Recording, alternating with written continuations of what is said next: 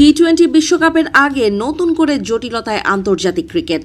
ভারতের অনেক গণমাধ্যমের দাবি, আইসিসির এক ভারতীয় শীর্ষ কর্মকর্তাকে ভিসা দিতে অস্বীকার করেছে বাংলাদেশ সরকার।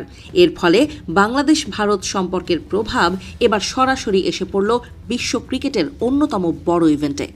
পরিস্থিতি সামাল দিতে পারবে কি জয় শাহের নেতৃত্বাধীন আন্তর্জাতিক ক্রিকেট সংস্থা, তা নিয়েই এখন প্রশ্ন উঠছে। টি-20 বিশ্বকাপ সংক্রান্ত জট কাটাতে বাংলাদেশে যাওয়ার কথা ছিল আইসিসির 2 সদস্যের একটি প্রতিনিধি দলের। বাংলাদেশ ক্রিকেট বোর্ড বিসিবির কর্তাদের সঙ্গে মুখোমুখি আলোচনার মাধ্যমে সমস্যা মেটানোর পরিকল্পনা ছিল আইসিসির, কিন্তু সেই প্রতিনিধি দলে থাকা এক ভারতীয় সিনিয়র কর্মকর্তাকে ভিসা না দেয়ায় পুরো সফরই কার্যত ভেস্তে যায় বলে দাবি করছে ভারতীয় গণমাধ্যম। ভিসা সমস্যার কারণে আইসিসির দুর্নীতি দমন ও নিরাপত্তা বিভাগের প্রধান অ্যান্ড্রু এভগ্রেড একাই ঢাকায় যাচ্ছেন। শনিবার তার সঙ্গে বিসিবি কর্তাদের বৈঠক হওয়ার কথা। আইসিসি সূত্রে জানা গিয়েছে, এভগ্রেডের সঙ্গে যাওয়ার কথা ছিল সংস্থার এক শীর্ষ কর্মকর্তা, যিনি ভারতীয় নাগরিক। কিন্তু বাংলাদেশের অন্তর্বর্তীকালীন সরকার তার ভিসার আবেদন মঞ্জুর করেনি, যদিও আইসিসির পক্ষ থেকে ওই কর্মকর্তার নাম সরকারিভাবে প্রকাশ করা হয়নি।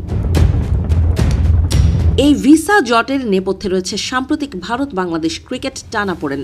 বাংলাদেশ ক্রিকেট বোর্ড অভিযোগ তুলেছে, ভারতীয় ক্রিকেট বোর্ড বা বিসিসিআই আসন্ন আইপিএল থেকে বাংলাদেশের তারকা পেসার মুস্তাফিজুর রহমানকে বাদ দিয়েছে। এই সিদ্ধান্তে ক্ষুব্ধ বাংলাদেশ।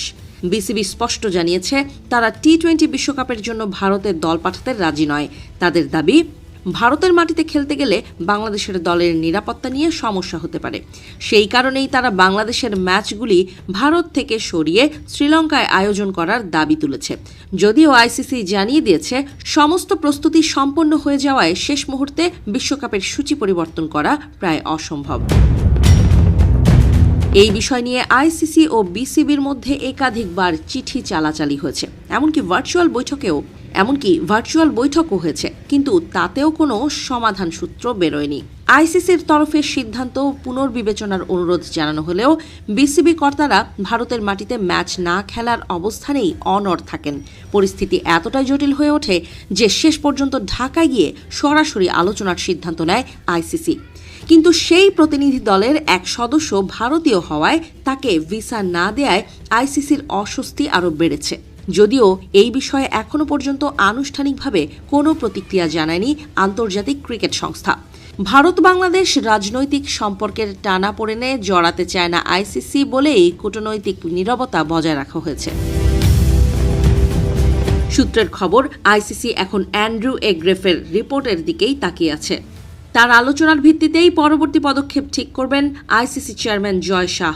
আইসিসি চাইছে, ঘোষিত সূচি অনুযায়ী 7 ফেব্রুয়ারি থেকে ভারত ও শ্রীলঙ্কার যৌথ আয়োজনে টি-20 বিশ্বকাপ শুরু হোক। বিশ্বকাপ শুরুর ঠিক আগে এই ভিসা জট ও কূটনৈতিক টানাপোড়েন বিশ্ব ক্রিকেটের নতুন অনিশ্চয়তা তৈরি করল।